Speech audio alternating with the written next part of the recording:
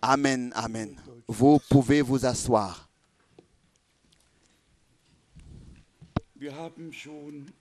Nous avons déjà ressenti que la présence de Dieu est parmi nous et que déjà la parole adéquate a été lue.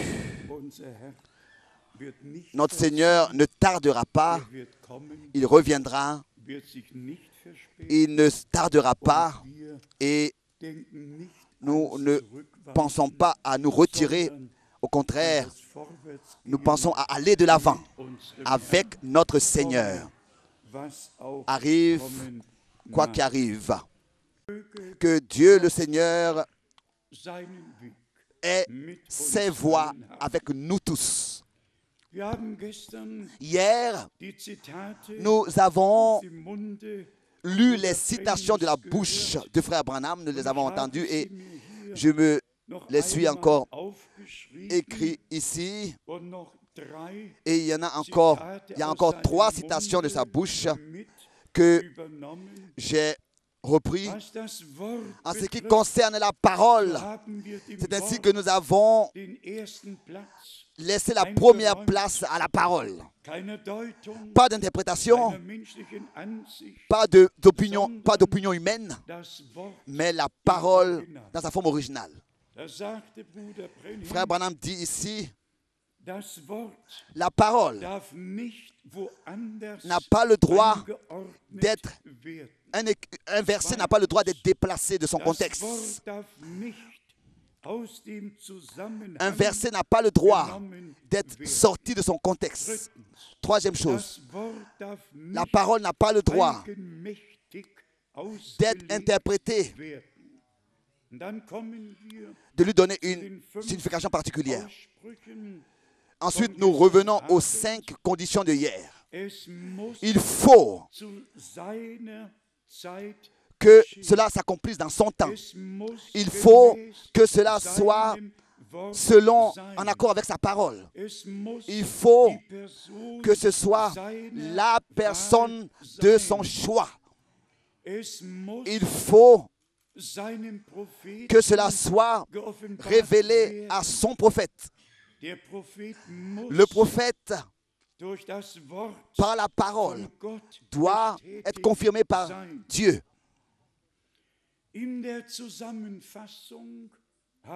Dans le contexte, dans le résumé de ces choses, nous avons une vue d'ensemble de ce que cela veut vraiment dire.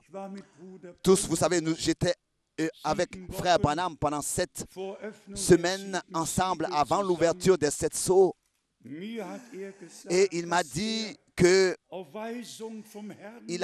il doit déménager à Tucson selon un commandement qu'il a reçu du Seigneur et que c'est là-bas qu'il verra l'accomplissement de ce qui lui a été montré en vision. C'est là-bas qu'il doit attendre ce qui lui a été montré en vision. Il m'a demandé de parler pour lui à Los Angeles, aux hommes d'affaires du plein évangile. Je ne veux pas entrer dans les détails des choses, mais ensuite, je voudrais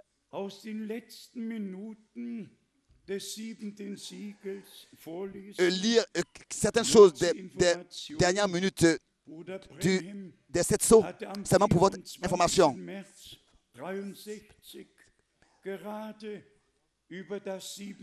C'était le 23 mars que Frère Branham en 63 venait de parler du dernier sceau et revenait à la maison et que le Seigneur lui a parlé.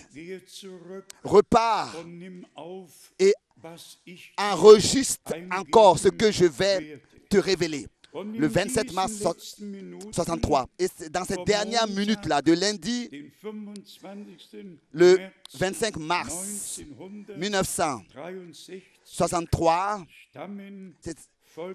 voilà ce qui a été dit. J'ai le livre en langue anglaise devant moi, les 7 sceaux. Voilà, c'est à la page 567 en anglais, les 7 sceaux. Je lis, citation. C'est possible que mon temps soit arrivé et que je ne vais pas me mettre sur le chemin, pouvoir me mettre sur le chemin de cette personne importante qui va devoir apparaître.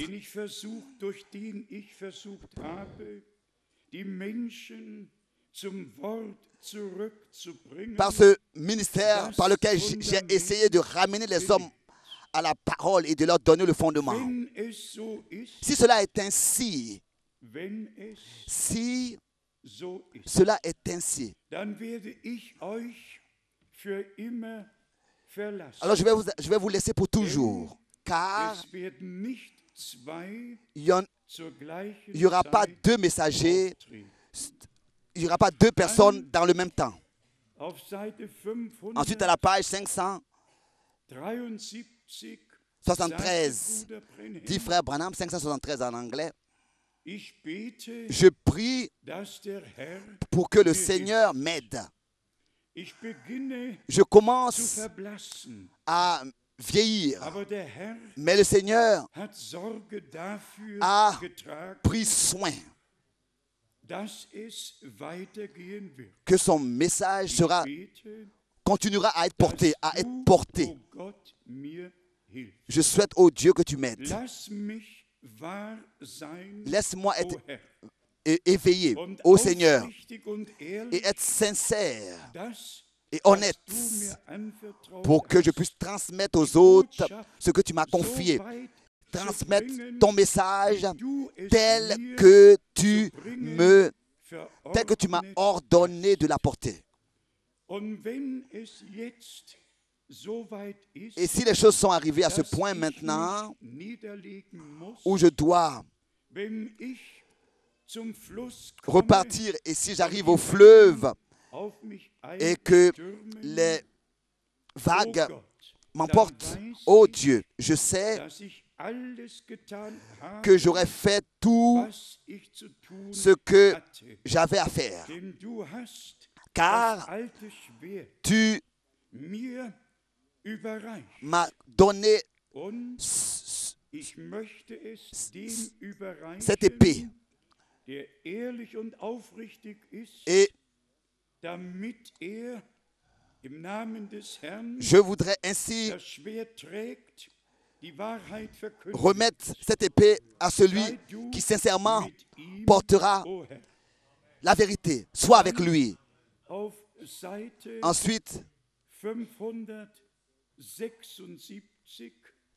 à la page 76, à la page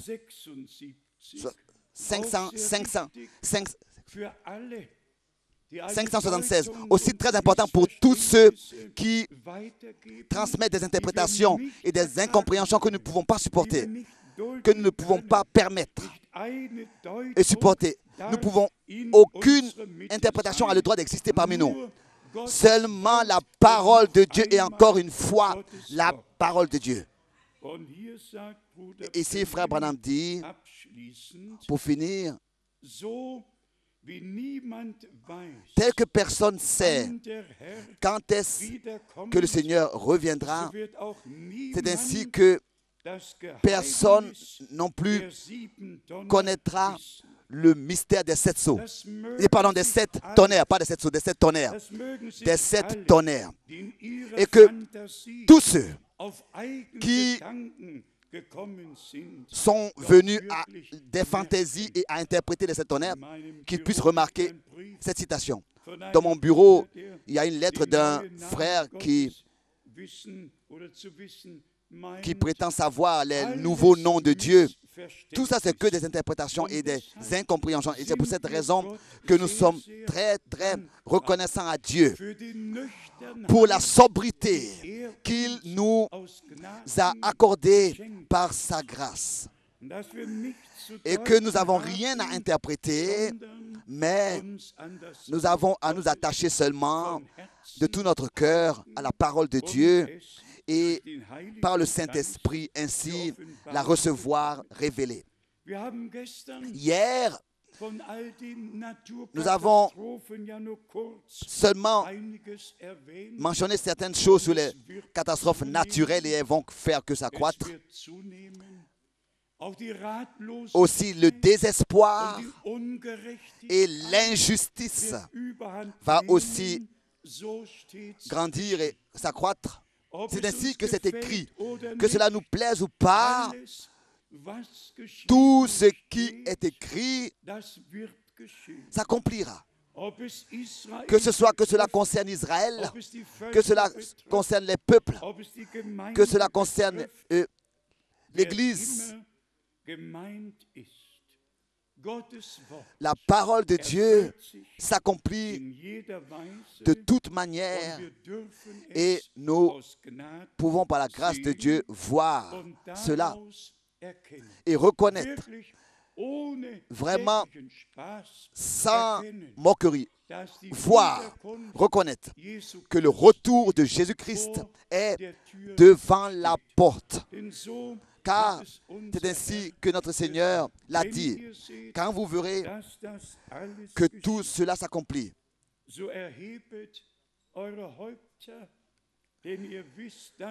levez vos têtes car vous savez que votre rédemption est proche. Ainsi que tous ceux qui sont ici aujourd'hui, et tous ceux qui écoutent, et tous ceux qui écouteront, qu'ils puissent trouver la grâce devant Dieu pour reconnaître le temps, le message, les paroles des Saintes Écritures. Et aujourd'hui, j'ai dans le cœur de ne pas seulement dire, ne pas seulement demander, avez-vous compris ce que le Seigneur a dit hier? Nous avons eu à parler de ça. Matthieu 13, verset 19. Matthieu 13, verset 51. Avez-vous compris tout cela? Ensuite, nous sommes allés à Luc 24, verset 29 jusqu'au verset 32.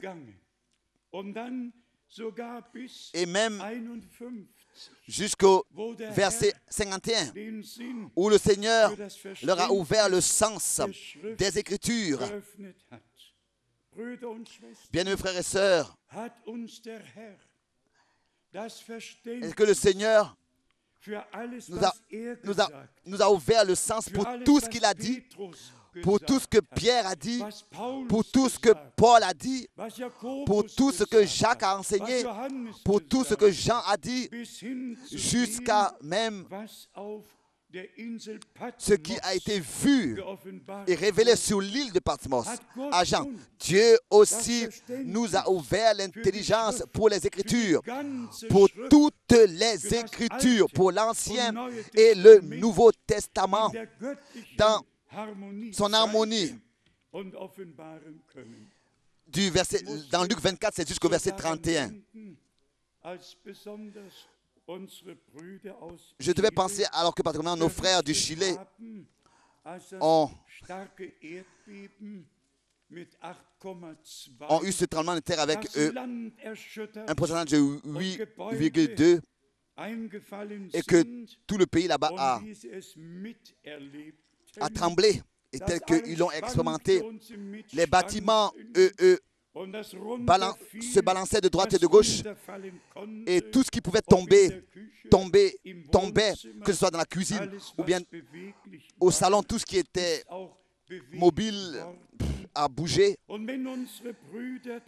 Et quand nos frères rendent des témoignages, nous étions présents, nous étions là, nous l'avons vu, nous avons expérimenté ce tremblement de terre et nous avons été gardés en vie.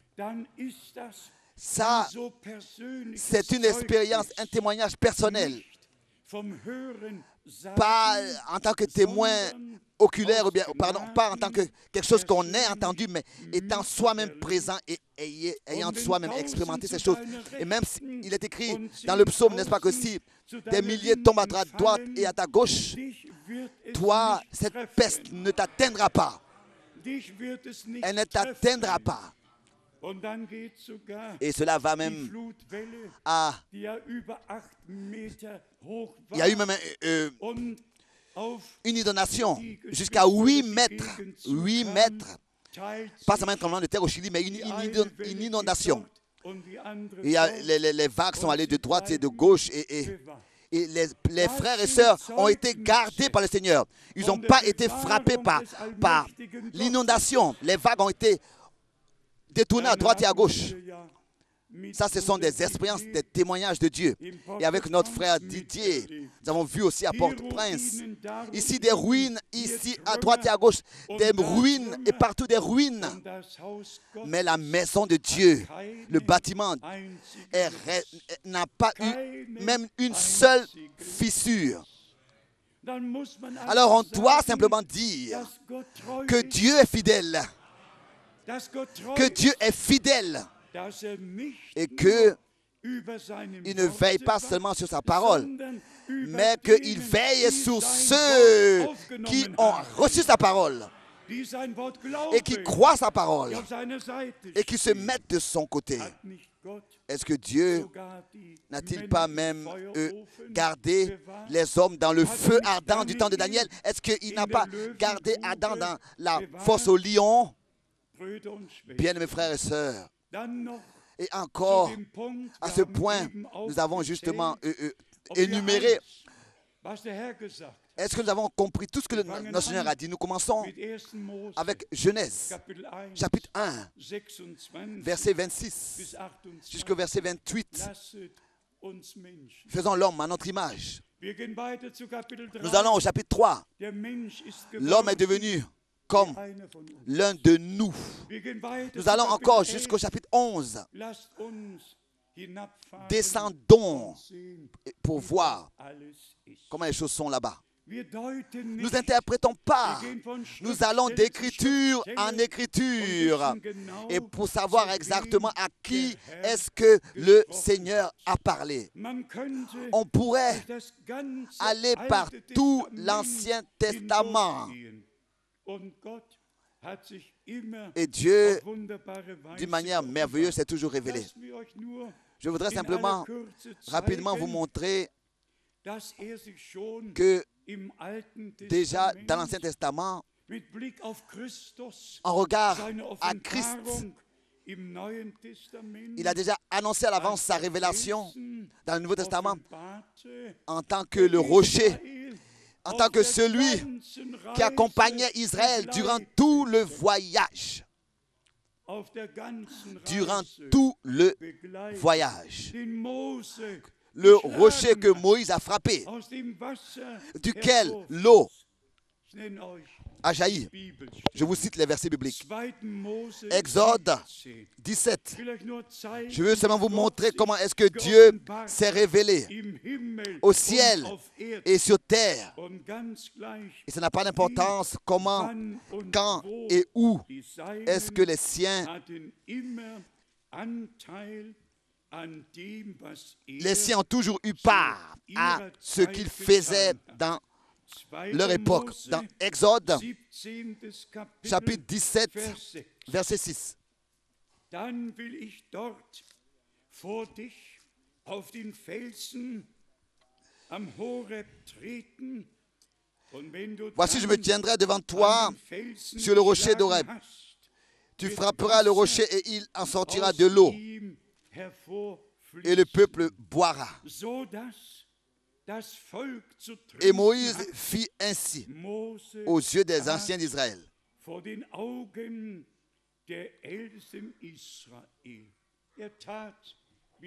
Il fit tel que le Seigneur lui avait ordonné.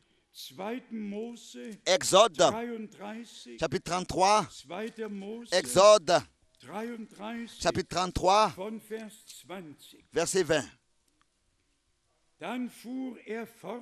L'Éternel dit, tu ne pourras pas voir ma face, car l'homme ne peut me voir et vivre. L'Éternel dit, voici un lieu près de moi. Tu te tiendras sur le rocher. Sur le rocher. Dans le prochain verset, il est dit, dans Je te couvrais dans le creux du rocher, au verset 22. D'abord sur le rocher, ensuite dans le creux. Quand ma gloire passera, le verset 22, je te mettrai dans un creux du rocher et je te couvrirai de ma main jusqu'à ce que j'ai passé. Et lorsque je retournerai ma main, tu me verras par derrière, mais ma face ne pourra pas être vue. Dans l'Ancien Testament, Dieu, le Seigneur, avait tourné le dos au peuple. Le peuple, depuis le jardin d'Éden, s'était détourné de lui. Et ensuite, il devait donc se détourner de son peuple, car ils ne croyaient pas, ils n'obéissaient pas, ils marchaient sur leur propre voie. Et Nombre, chapitre 20, Nombre, chapitre 20, ici nous avons un témoignage de ce qui s'est passé autrefois du temps de Moïse. Exode, chapitre 20, à partir du verset 7. On devrait en fait lire à partir du verset 13, mais je lis très rapidement à partir du verset 7.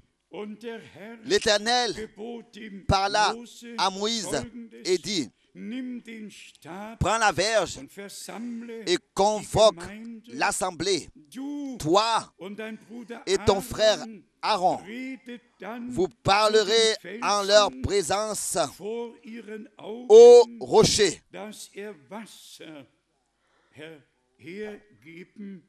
Et il donnera ses eaux.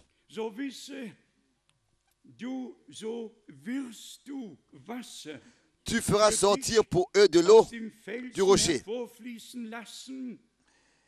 Et tu abreuveras l'assemblée et leur bétail. Tous nous savons ce qui s'est passé. Moïse a parlé. Moïse, au lieu de parler au rocher, a frappé le rocher pour la deuxième fois. Et ensuite, frère Branham dit, c'est pour cette raison que Dieu s'est mis en colère le concernant, car en regard à Christ, qui une fois avait à entreprendre ce chemin difficile de Gethsémani à Golgotha, qui ne serait pas frappé deux fois, mais une seule fois, et cela une unique fois pour tous, concernant Christ, tel que nous l'avons entendu dans la parole d'introduction hier. Et ensuite, malgré tout, Dieu, dans sa grâce, a répondu directement le pas au Nouveau Testament et aussi à l'Ancien Testament, que le rocher était Christ. Et s'il vous plaît, écoutez bien. Ici, nous avons la relation dans 1 Corinthiens, le chapitre 10, pour notre temps. Et ce qui s'est passé autrefois avec le peuple d'Israël a une signification pour notre temps. Je voudrais lire les premier verset de 1 Corinthiens dans le chapitre 10.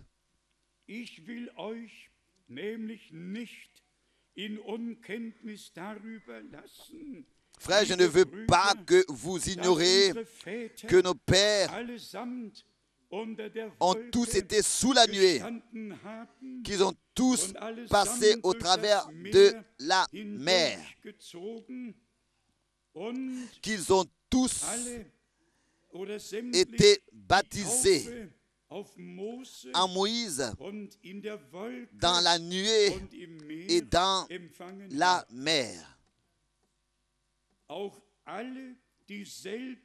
qu'ils ont tous mangé le même aliment spirituel et qu'ils ont tous bu le même breuvage.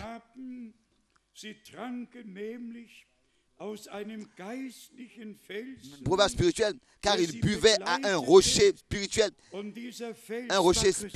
qui les suivait. Et ce rocher était Christ. On doit lire l'Ancien et le Nouveau Testament ensemble. Ensuite, ici, nous avons encore quelques paroles merveilleuses. Les deux premiers ne sont pas bien. Par cela, nous sommes repris et tous avons besoin d'être repris. Au verset 5, mais la plupart, malgré tout ce qui s'est passé, le baptême dans la mer, dans la nuée, de boire de l'eau du rocher, tout était merveilleux. Mais ça n'a pas pu aider tous parce qu'ils ne l'ont pas fait dans la foi et dans l'obéissance. Et donc lier la foi à l'obéissance. Et ce qu'ils ont entendu à la foi. Au verset 5, mais la plupart d'entre eux ne furent point agréables à Dieu parce qu'ils périrent dans le désert. Maintenant arrive verset 6. Or ces choses sont arrivées pour nous servir d'exemple,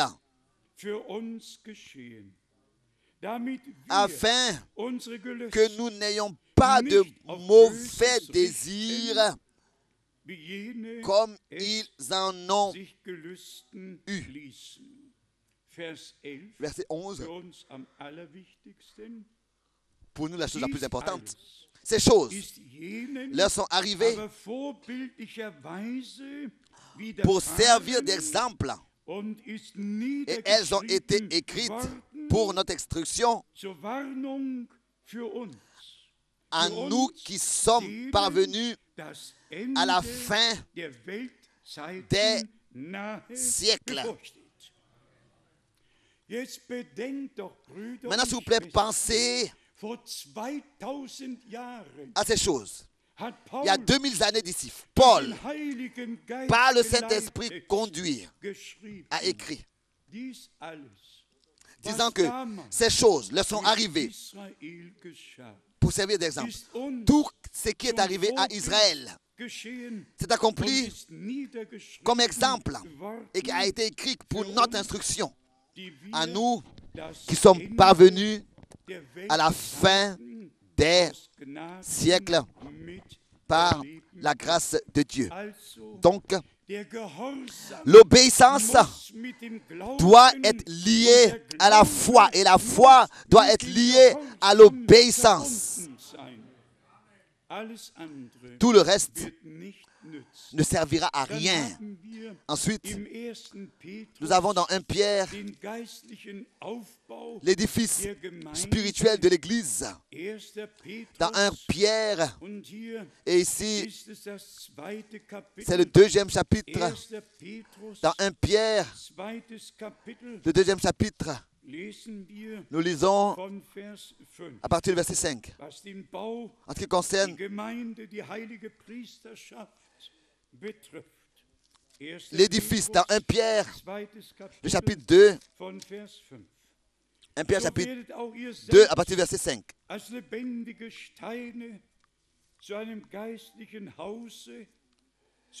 Et vous-même, comme des pierres vivantes, édifiez-vous pour former une maison spirituelle, un saint sacerdoce, afin d'offrir des victimes spirituelles agréables à Dieu par Jésus-Christ.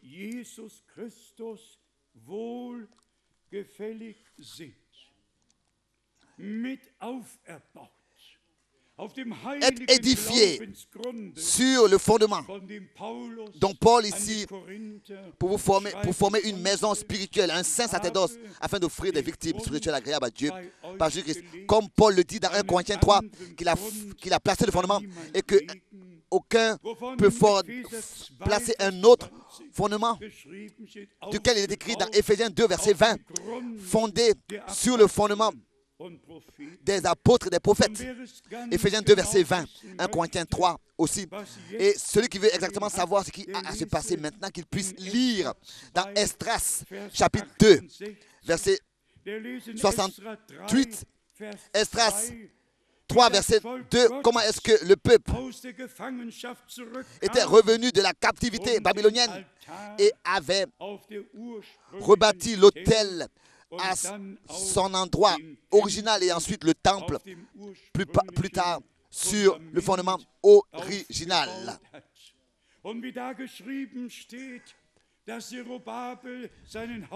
Et comme il est écrit que Zorobabel avait sa part avec tous les autres, il est écrit ensuite dans Zacharie chapitre 4, les mains de Zorobabel ont placé le fondement et ils placeront aussi la pierre de fête. L'harmonie entre l'Ancien et le Nouveau Testament, les conduites de Dieu avec le peuple d'Israël dans l'Ancien et le Nouveau Testament, et ensuite les conduites de Dieu avec l'Église dans le Nouveau Testament. Hier, nous avons fait la différence entre ces deux choses. Toutes les églises se réfèrent aux Saintes Écritures, mais ils interprètent et ils transmettent leurs propres opinions et leurs propres interprétations. Et ils ont leurs propres enseignements et leurs dogmes. Ça, je peux bien le dire. Quand, par exemple, une église libre vient directement à l'entrée, elle verra, il est écrit, nous croyons et nous enseignons, et ensuite tous les différents points qui croient et qui enseignent sont énumérés. Quand nous arrivons à un tel endroit et que si nous voulions à l'entrée ici, n'est-ce pas, avoir un cadre comme ça pour demander, pour dire aux gens ce que nous croyons, nous devrions exposer en fait toute la Bible et ensuite dire ce que nous croyons et confessons est déjà écrit dans la Bible. On n'a pas besoin d'énumérer des points. Donc, aucune interprétation particulière, mais la parole de Dieu dans sa forme originale, révélée. Pensons particulièrement à beaucoup d'écritures et aussi à Matthieu chapitre 28. Tous se sont accrochés, comme pour dire, se sont accrochés à ce verset de Matthieu 28 concernant le baptême, parce qu'ils n'ont pas la révélation sur le nom dont il s'agit. Et notre Seigneur l'a dit clairement, baptisez-les, en fait, dans le nom, dans mon nom, au nom dans lequel Dieu, en tant que Père, Fils et Saint-Esprit, s'est révélé en tant que Père au ciel, dans son Fils seul engendré par lui sur terre, et par le Saint-Esprit dans l'Église. Dieu au-dessus de nous, Dieu avec nous et Dieu en nous. Et c'est ainsi que nous remercions le Seigneur et nous voyons de la même manière, en même temps, comment est-ce que c'est important quand le Seigneur demandait, avez-vous compris tout cela? Avez-vous compris Matthieu 16 de la bonne manière où notre Seigneur a dit, moi, je bâtirai mon église et les portes du séjour des morts ne pourvoudront pas contre elle. Avez-vous bien compris?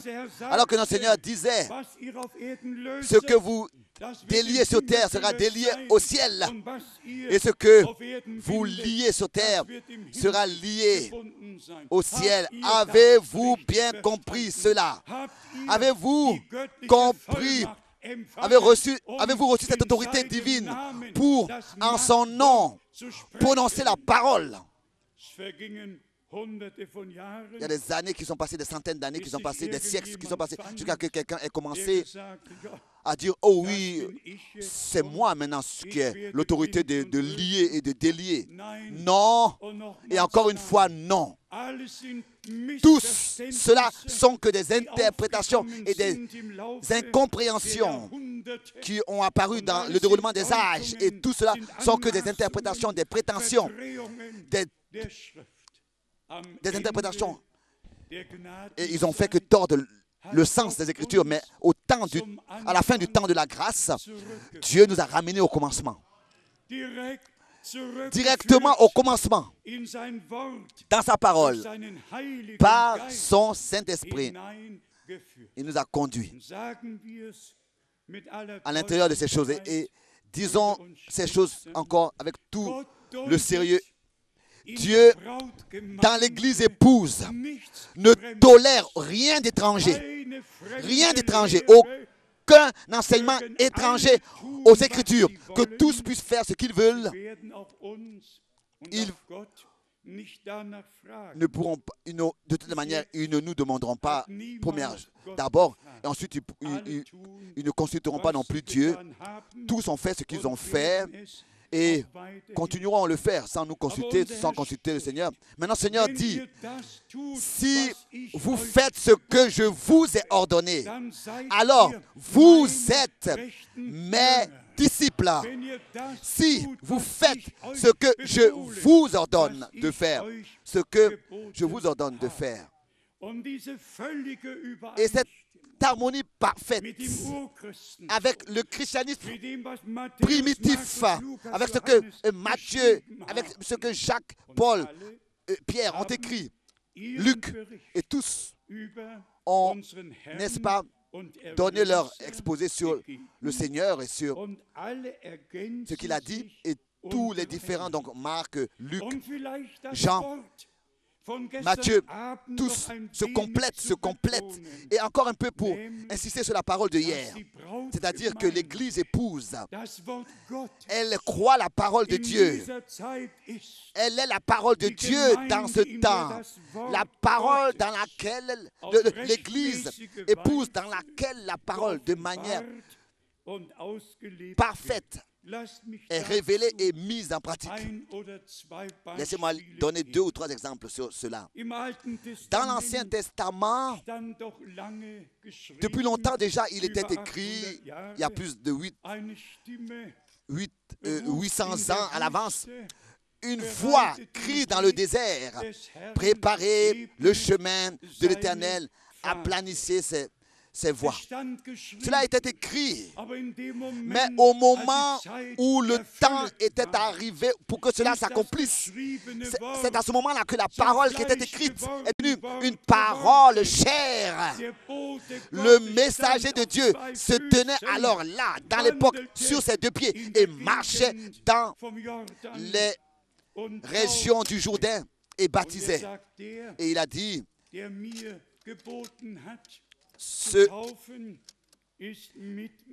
il a dit, celui qui m'a ordonné de baptiser est avec moi. Il avait reçu l'ordre de le faire. C'était pas quelqu'un qui faisait quoi que ce soit, mais c'était quelqu'un qui avait reçu un ordre. Et celui qui lui avait donné l'ordre était avec lui. Et d'abord, c'était la parole écrite. Et ensuite, elle est devenue une parole révélée. Et la personne elle-même marchait parmi le peuple de Dieu. Et ce qui était écrit s'accomplissait. C'est la même chose encore avec nous. Et avec le Seigneur, c'est plus de 300, combien de centaines de promesses dans l'Ancien Testament qui à l'avance prédisaient le dessein de l'Éternel. Tous aussi ont trouvé leur accomplissement aussi, ce qui est écrit dans Genèse 3 au verset 15, de 2 Samuel 7 verset 14. Je lui serai père et il me sera fils. Aussi du psaume 2 verset 7. Tu es mon fils, je t'ai aujourd'hui engendré. Oui, jusqu'à même Ésaïe chapitre 7 au verset 14. Une vierge enfantera. Jusqu'à Michée chapitre 5. Toi, Bethléem, tu n'es pas la plus petite parmi les villes de Juda, car c'est de toi que sortira celui qui sera Seigneur en Israël. Quand le temps fut accompli, toutes ces promesses-là sont devenues une réalité. Et cela en Jésus-Christ, notre Seigneur. C'est une chose de dire de manière théorétique, donc dans la théorie, que la parole est devenue chair. Mais c'est tout à fait une autre chose de voir dans la parole devenue chair l'accomplissement de tout ce qui était déjà écrit dans la lettre, dans la parole écrite. C'est une autre chose de reconnaître dans la parole devenue chair l'accomplissement de tout ce qui était déjà écrit. Donc, tout ce que Dieu a dit à l'avance, promis et prédit à l'avance, devient une réalité. Est devenu une réalité lors de la première venue du Seigneur. Et je me réjouis simplement de ce que toutes les promesses qui étaient écrites en relation avec la première venue du Seigneur se sont accomplies tous parfaitement jusqu'à la résurrection, jusqu'à sa montée au ciel. Il est toujours encore écrit, le psaume 16, je ne permettrai pas que mon saint voie la corruption. Et il n'a pas vu la corruption, car le troisième jour, il est ressuscité. Et il a pu dire, je vis et vous devez aussi vivre. J'ai les clés du séjour des morts et de l'enfer. Toujours d'abord une parole, et ensuite son accomplissement. Une parole, et ensuite son accomplissement. C'est ainsi que c'était depuis le commencement du Nouveau Testament. Et que cela devrait être différent? Non. À la fin, ce sera exactement la même chose. Oh oui, ce sera l'accomplissement de ce que Dieu a dit à l'avance. Et tous les frères, à l'intérieur du message, dans le message, qui demandent pourquoi est-ce qu'il y a toutes ces différentes directions? Pourquoi? Pourquoi? Parce que ce sont des esprits d'hommes qui se pensent plus sages que l'Esprit de Dieu.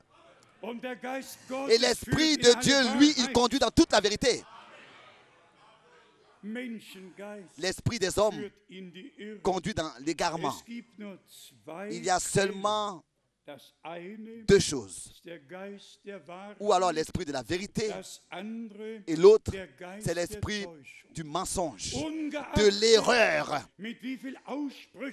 Sans considérer avec combien de citations de frère Branham, un enseignement peut être décoré. Moi, je voudrais que cela, je veux qu'il soit prêché de ce livre. Car ce qui est écrit dans la Bible, personne n'a le droit d'ajouter quelque chose à ce qui est écrit dans la Bible, et personne n'a le droit aussi de retrancher quelque chose. Et maintenant ma question, comment cela arrive que des frères sont aveuglés, sont eux-mêmes séduits et séduites d'autres, tels que tous dans les églises et les églises libres ont fait la même chose avec la parole écrite. C'est ainsi qu'ils le font tous ceux qui n'ont pas un appel divin. Ils le font avec les citations de frère Branham.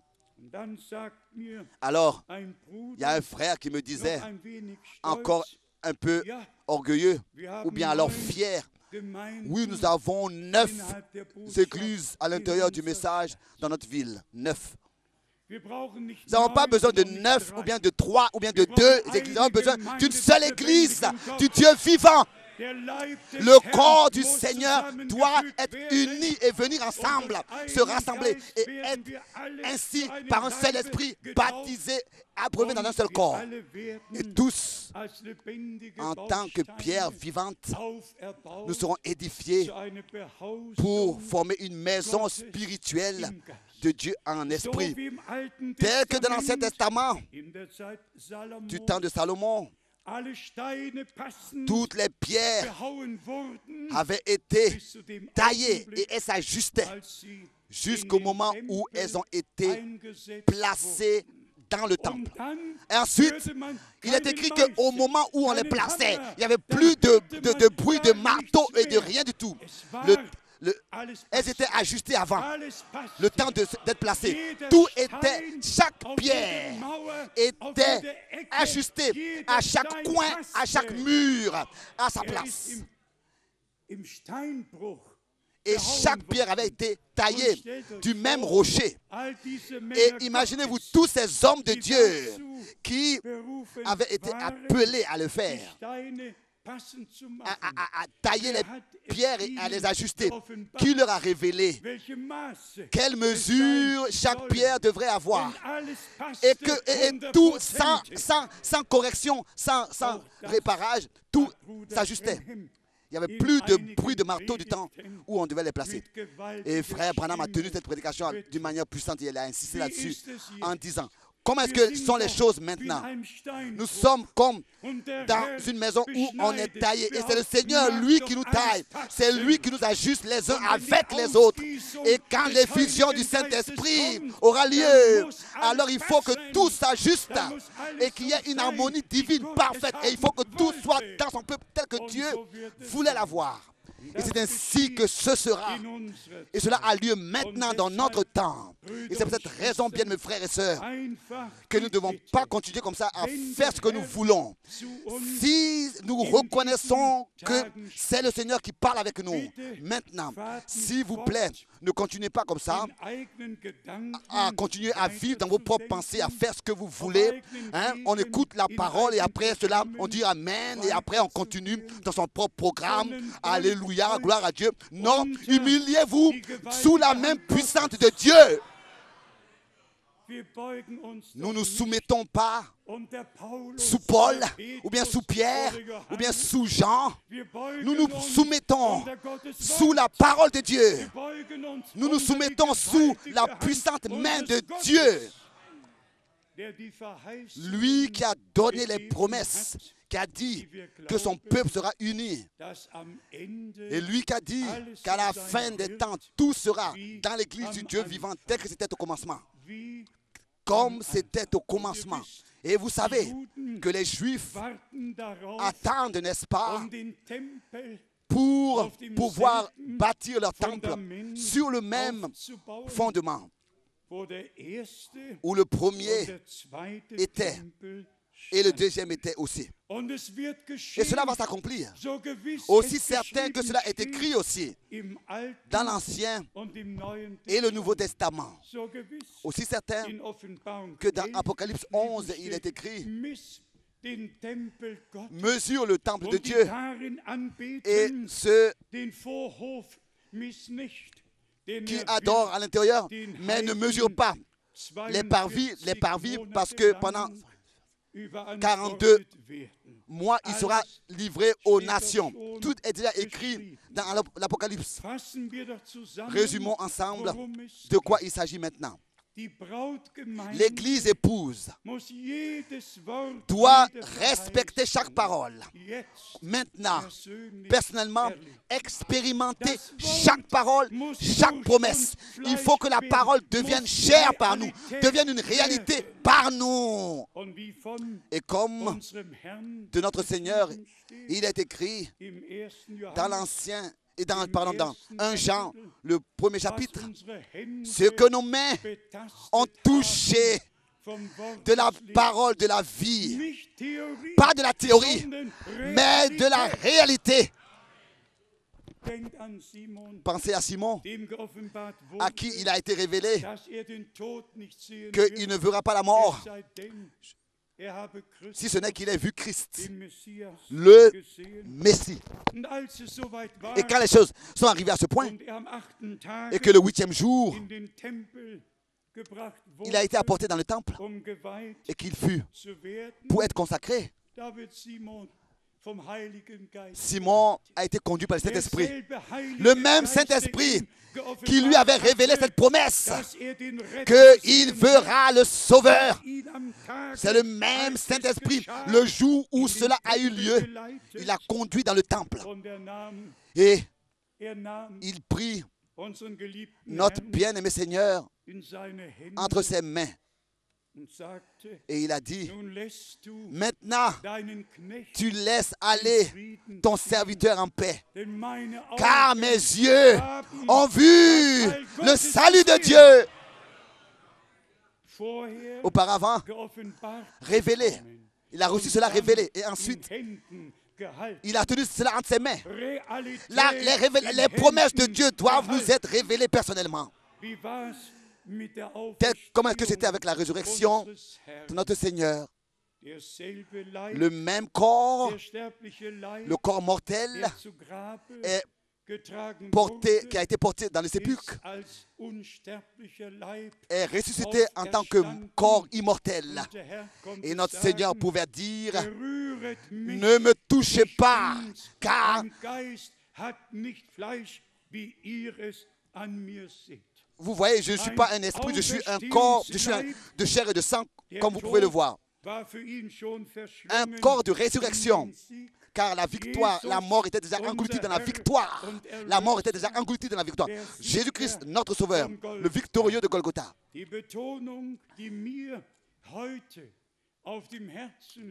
J'ai dans le cœur d'insister aujourd'hui sur quelque chose. La chose suivante, que nous ne soyons pas seulement en train de parler de ce que Dieu a fait du temps de Moïse, du temps du commencement du Nouveau Testament, mais que nos yeux soient ouverts et que nous puissions de tout notre cœur,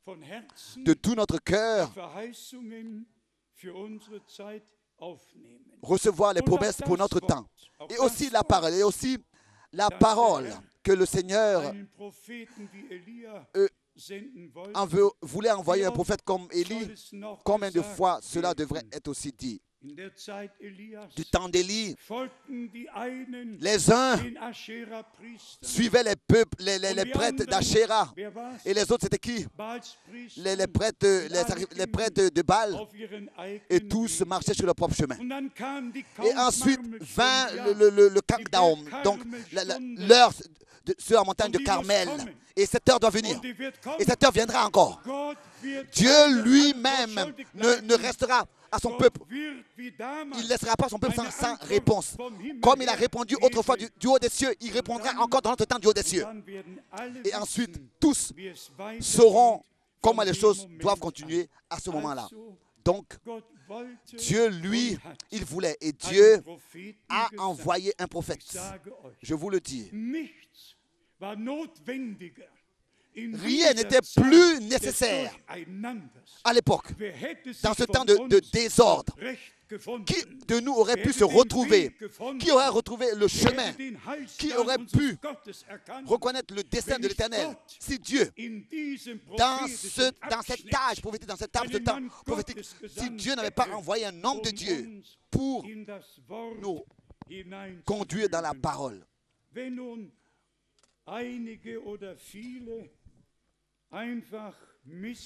Et s'il y a beaucoup d'incompréhension de ce que Frère Branham disait, alors cela se passe parce qu'ils ont perdu le respect pour la parole de Dieu. Alors cela se passe parce qu'ils ont mis la Bible de côté. Nous, comme nous l'avons fait hier, nous avons fait en sorte que les prédications de Frère Branham, tous, qui depuis 1962 ont été tenues, ont été traduites en langue allemande et dans beaucoup d'autres langues et sont à la disposition de tous. Je vous dis, lisez les prédications de Frère Branham. Lisez les prédications de Frère Branham. Les ordres, l'orientation que Dieu nous donne dans ces prédications sont importantes. Et la plupart de fois, il a touché la partie personnelle de notre marche Justement, ce qui ne m'est pas donné, mon ministère était un autre ministère, mais lui, il avait ce ministère réellement aussi de corriger, d'apporter la correction pour la vie personnelle du croyant. Mon ministère s'est allé dans le monde entier pour annoncer et présenter tout le dessein du salut de notre Dieu. Mais Paul et frère Branham ont réellement dit à toutes les sœurs, ils leur ont montré leur place et comment elles doivent même s'habiller. Et même, cela fait mal aux frères quand ils entrent en jugement avec les sœurs, n'est-ce pas? N'est pas vrai? Parfois, nous les frères, c'est une douleur pour nous quand l'homme de Dieu, n'est-ce pas, avec les sœurs, entre en jugement. Et quand tu leur parles de vêtements, de cheveux courts et de vêtements courts et serrés, et quand il leur dit certaines choses, l'homme naturel ne peut pas accepter les choses de l'esprit. Mais celui qui est né de Dieu va être éternellement reconnaissant en ce qui concerne les vérités de la parole de Dieu qui ont été prêchées jusqu'à dans le domaine naturel de notre vie. Et cela est écrit aussi dans Éphésiens, le chapitre 3. Éphésiens, chapitre 3, où le Seigneur réellement parle, ou bien il a laissé parler Paul, ou bien il a parlé par Paul, jusqu'à ce que nous arrivons au chapitre 4 d'Éphésiens, au chapitre 5, où Dieu a établi les ministères pour l'édification, chapitre 4, du corps de Christ. Lisons cela encore une fois. Éphésiens chapitre 3, verset 17. En sorte que Christ habite dans vos cœurs par la foi, étant enraciné et fondé dans l'amour.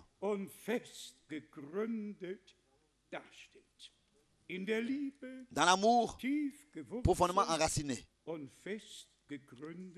et fondé.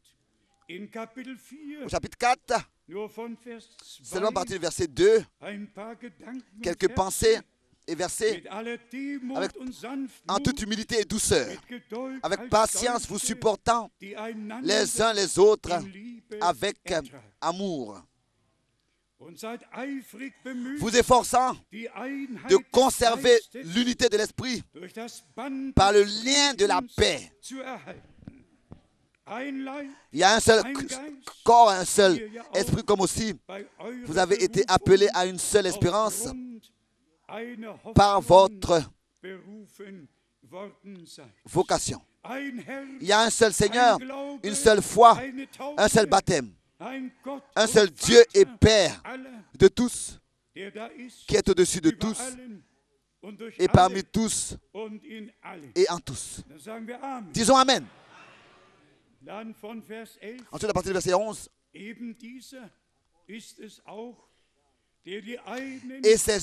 et il a donné les uns comme apôtres, les autres comme prophètes, les autres comme évangélistes, les autres comme pasteurs et docteurs.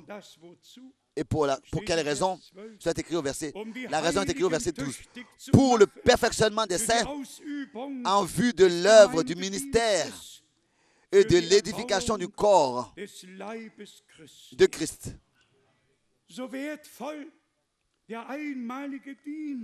Tel que ce ministère unique, ce ministère promis, était précieux. Le ministère du prophète. Si les différents ministères dans l'Église ne s'ajoutent pas à ce ministère promis du prophète, pour que dans l'Église puisse s'accomplir ce que Dieu, dans tout l'ensemble, par le ministère, par le message prophétique, nous a accordé. Et ça, il faut que ce soit notre prière sincère. Que Dieu puisse, tel que c'était au commencement, que Dieu puisse dans l'Église rétablir aussi ça. Vous pouvez dire Amen à cela? Si je devais le faire, je m'effrayerais. Mais je n'ai pas besoin de le faire, car c'est lui qui l'a fait au commencement et c'est lui qui le fait aussi maintenant à la fin. Et ensuite, au verset 5, ça je le lis maintenant encore, et il est écrit ici, à partir du verset 21, Éphésiens 5, verset 21. Vous soumettant les uns aux autres dans la crainte de Christ.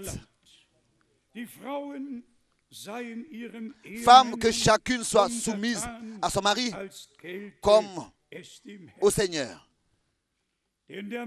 Car le mari est le chef de la femme, comme Christ est le chef de l'Église, qui est son corps, et dont il est le sauveur. Vous savez, comme les gens se moquent de tels versets à haute voix. Comment est-ce que Dieu a donné des ordres dans son Église, dans sa parole, et ils mettent tout cela de côté. Du temps des apôtres, il n'y avait pas d'ancienne en tant que femme, d'ancienne, ou bien alors de prophétesse, ou bien alors de pastoresse, ou bien comme des gens. C'était des femmes, mais elles n'avaient pas été établies dans un ministère dans l'Église. Aujourd'hui, il y a des anciennes, il y a toutes sortes de choses, des pastoresses, etc., etc. Mais où est l'ordre divin? L'ordre divin est seulement rétabli par Dieu dans l'Église épouse. Tous les autres feront ce qu'ils veulent et continueront à marcher dans leurs pensées. C'est cette raison que nous voulons simplement remercier Dieu pour que, de ce que tous les frères et toutes les sœurs, se soumettent à chaque parole de Dieu et qu'elle soit notre lampe sur notre chemin. Résumons encore ensemble. Les promesses ont été données, tout ce qui concernait la première venue du Christ jusqu'à son fondement, le fondement de l'Église du Nouveau Testament, et tout ce qui avait été annoncé à l'avance et promis par le prophète Joël. Ici s'accomplit ceci. C'est ainsi que Pierre l'a élevé et l'a insisté en disant que ce que Dieu avait promis par Joël trouve son accomplissement ici, d'abord promis et ensuite accompli.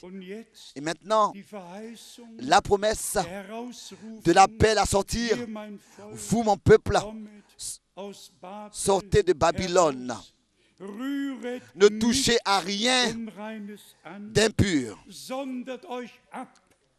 séparez-vous, c'est ainsi que je serai votre Dieu et que vous serez mon peuple. Ensuite s'accomplit ce que le Seigneur dit: je bâtirai mon église et les portes du séjour des morts ne pourront pas contre elle. Bien, mes frères et sœurs, je pense que en chacun de nous, il n'y a personne qui ressent une résistance. Il n'y a personne qui serait contre ce qu'il entend ici. Mais, tel qu'il est écrit, il ramènera le cœur des enfants au Père. Et il préparera un peuple bien disposé au Seigneur. Tel que Jean-Baptiste a ramené le cœur des pères de l'Ancien Testament à ce que Dieu avait donné aux enfants dans la Nouvelle Alliance. Pas les têtes, pas la réflexion humaine, mais la foi dans le cœur. La révélation ne vient pas dans la tête, la révélation vient dans le cœur, a lieu dans le cœur, pas dans la tête. Ce que la parole de dans le cœur qui a reçu la parole de Dieu et qui la croit. C'est ainsi que nous pouvons nous estimer bénis et heureux de ce que nous avons trouvé la grâce devant Dieu.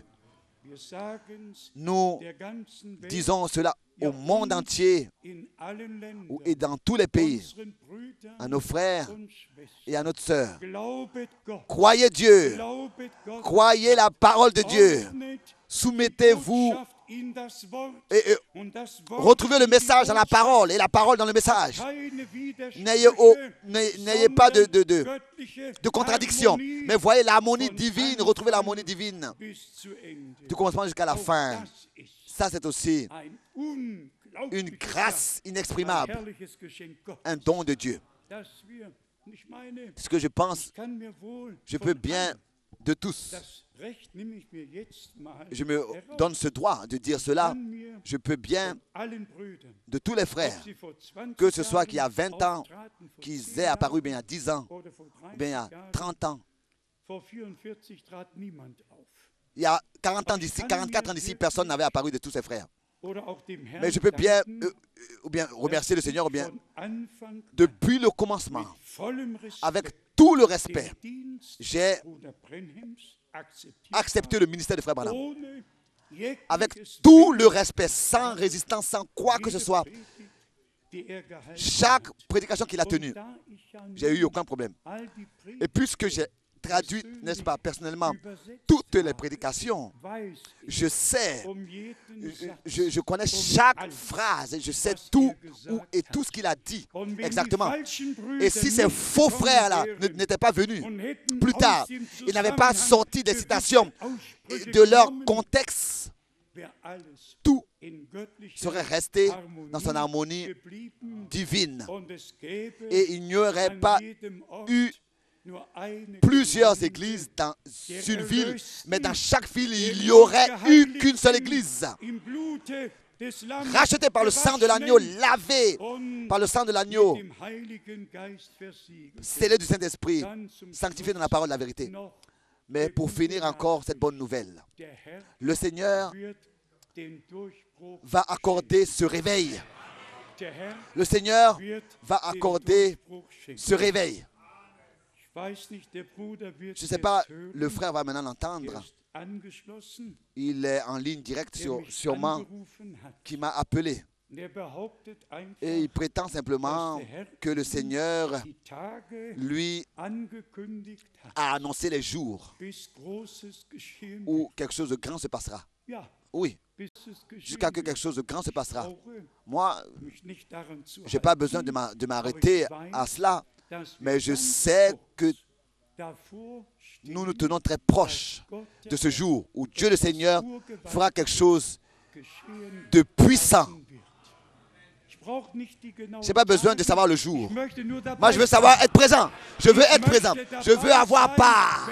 Être présent quand Dieu se manifestera dans sa puissance et sa gloire. Cela ne durera plus longtemps. Le Seigneur va pas nous laisser sans réponse. Il confirmera sa parole et achèvera son œuvre. Avons-nous compris que Dieu, en nous et par nous, fait l'histoire du salut et que Dieu, dans son Église, maintenant, confirme sa parole et ses promesses et que nous avons une part directe à ce que Dieu fait maintenant.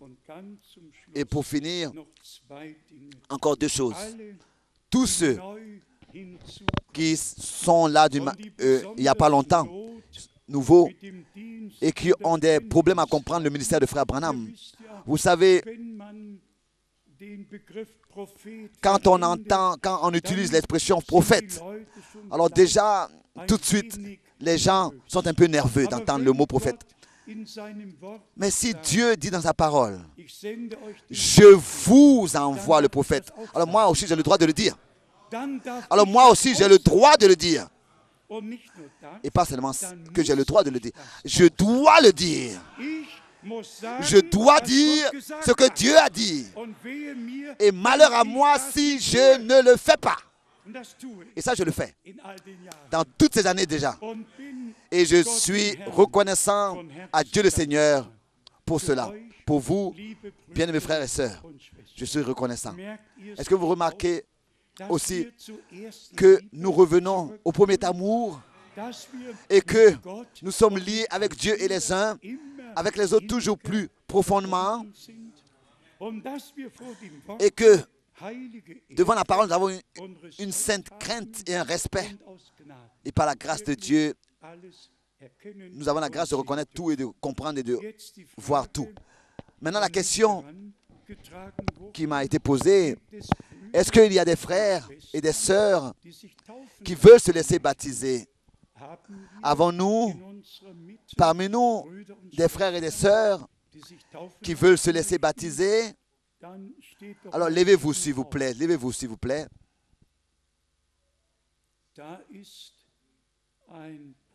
Il y a un frère, oui, il peut peut-être attendre jusqu'à la prochaine fois, je ne sais pas, attendre jusqu'à la prochaine. On peut aussi baptiser comme Philippe, une seule personne. L'homme de l'Éthiopie, ce n'était pas différent, n'est-ce pas? Auprès de Dieu, tout peut avoir lieu comme cela, ça vient. Si le frère veut encore attendre, il y en a sûrement qui vont encore s'ajouter. C'est bien, sinon, nous le demandons pour que nous puissions rapidement décider. Nous nous levons maintenant et ensemble remercier Dieu.